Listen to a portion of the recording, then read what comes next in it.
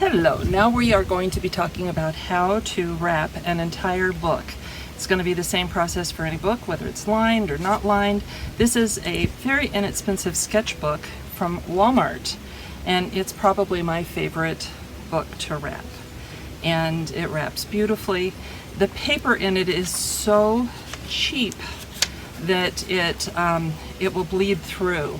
So you don't need to add a lot of plant material to it. And flowers don't really print that well, so I don't waste my flowers on it, even though I am going to put a couple flowers in just for the fun of it. And what you're going to do is you're going to take a bottle, fill it with 50% water, 50% white vinegar, and that is your mordant. It does not work if you don't have this. And then all of your leaves are going to be dipped in the iron water to put into the book.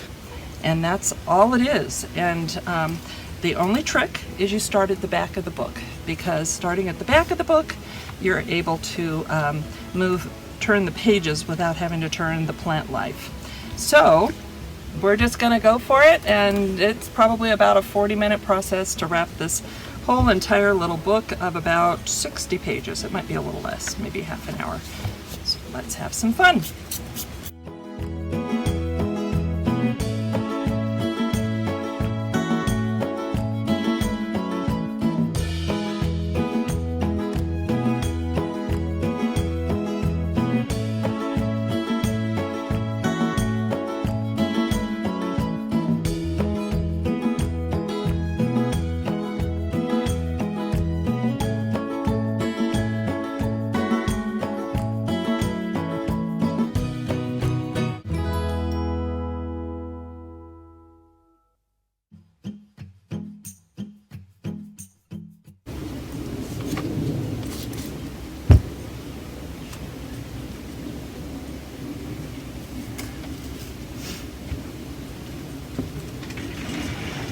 Okay, it is loaded, and you can see it is messy, but that's okay.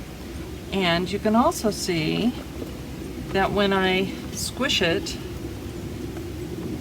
moisture starts to come out, and that's one of the reasons that we have a towel here. Now you can do one of two things at this point. You can go ahead and just wrap it, or you can put a rubber band around it first in order to keep it somewhat together as you're wrapping it. So I'll go ahead and just put a rubber band around it just to hold it a little bit. And now I'm ready to wrap. And it's the same as the tiles, and you want to get it as tight as you possibly can. And wrap this direction.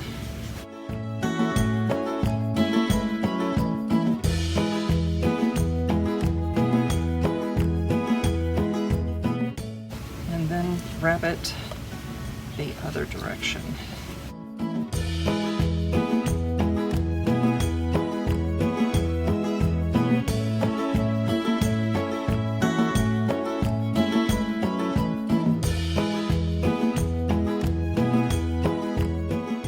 Tight, and voila, it is ready to go into your bath. And I have put this into cochineal baths, red madder baths, and again, because the paper is so, sorry to use the word cheap, it really does not take up that dye. So I don't waste that dye on it. I literally just put it into my water bath and I boil it for 3 hours, and then I take it out.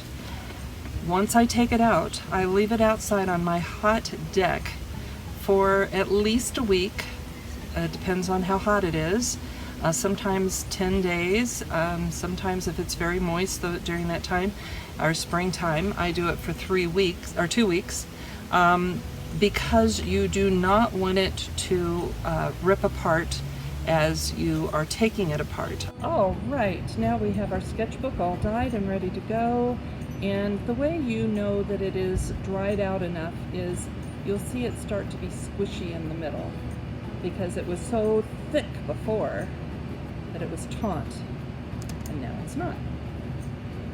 So let's see what we've got going on inside of here. And as you take them apart, you're going to discover that they're still slightly damp. That's okay. And I literally just move my finger along the edge and hope not to rip it like I just did that one. And I throw my leaves over there for composting, and it's okay if it rips. And that's all there is to it, is just take the leaves out, throw them over there for composting.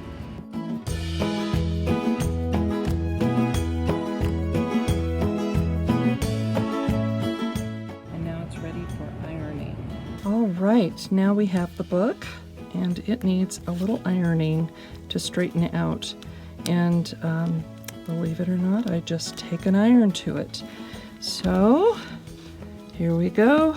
Let's see how much we can get this crinkles out of here.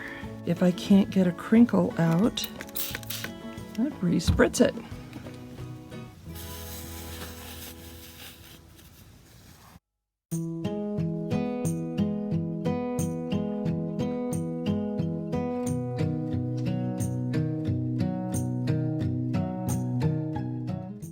As you can see, it's going to be time for some glue. I'm going to use the Aleena's tacky glue, and it's my favorite glue for all the fabric, for everything, because it dries clear, it dries fairly quickly, and holds things in place. I can put a rubber band around this to hold it into place also after I get the glue done. And it's literally just saturating everything with the glue, just like any old school glue job. And like I said, because I saw this is coming apart a bit, I'm going to put some in there just to make sure it holds.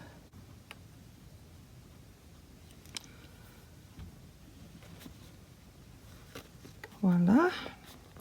I'll put a rubber band around this to hold it as it dries, and you now have a finished book with nice flat pages to write on.